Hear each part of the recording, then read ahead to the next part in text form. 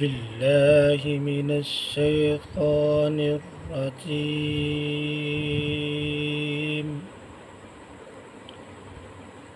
بسم الله الرحمن الرحيم.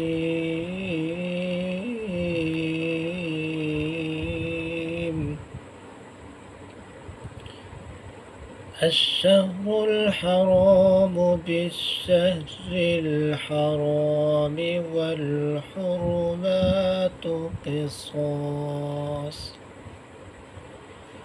فمن اعتدى عليكم فاعتدوا عليه بمثل ما اعتدى عليكم، واتقوا الله واعلموا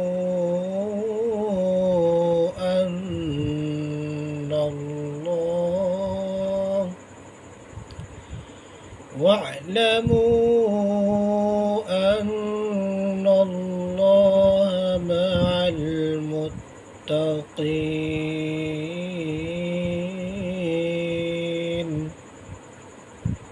ترجمہ: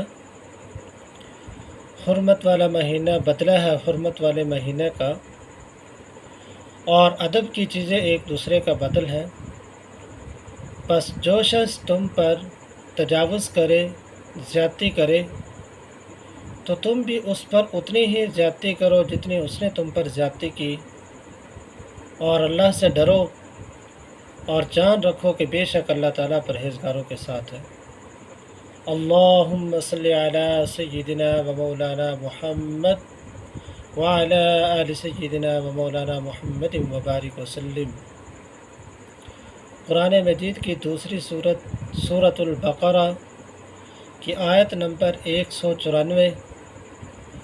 اللہ رب العزت کی ذات نے اس آیت میں ارشاد فرمایا: الشہر الحرام بالشہر الحرام، کہ حرمت والا مہینہ یہ بدلہ ہے حرمت والے مہینے کا.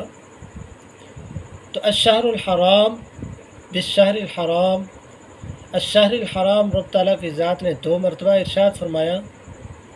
تو الشہر الحرام پہلے حرمت والے مہینہ سے مراد جب حضور نبی کریم صلی اللہ علیہ وسلم سن 7 ہجری کو عمرہ کی ادائیگی کے لیے، جب سن 6 ہجری کو کفار مکہ نے حضور علیہ الصلوۃ والسلام و صحابہ کرام کو روکا تھا، تو اس کی قضا ادا کرنے کے لیے تشریف لے کر گئے.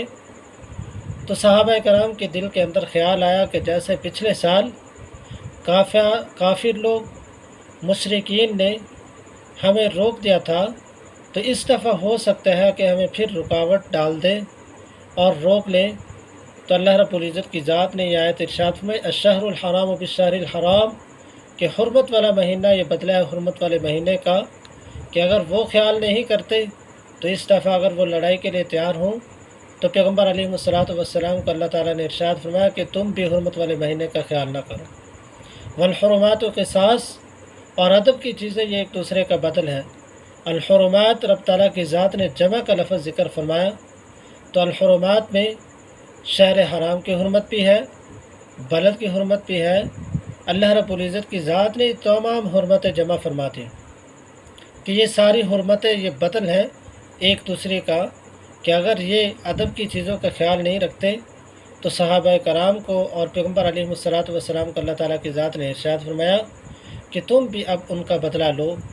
اور جیسے پچھلے سال انہوں نے عمرہ ادا نہیں کرنے دیا تھا، تو اس دفعہ یہ بدل ہے اس پچھلے مہینے کا، پچھلے سال کے جو انہوں نے حرمت کا خیال نہ کیا. تو اس دفعہ اگر وہ لڑائی کے لیے تیار ہوتے ہیں تو تم بھی لڑائی کرو.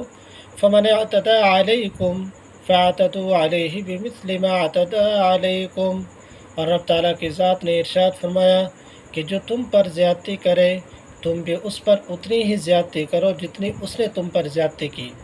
اور اس آیت کی تشریح اور تفسیر ایک دوسری آیت میں رب تعالیٰ فرماتے ہیں: ان النفس بالنفس والعین بالعین.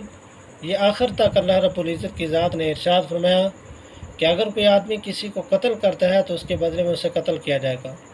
اگر کوئی کسی کے زخم کرتا ہے تو اس کو زخم کیا جائے گا، اور اگر کوئی کسی کا دانت توڑتا ہے تو اس کے بدلے میں دانت توڑا جائے گا.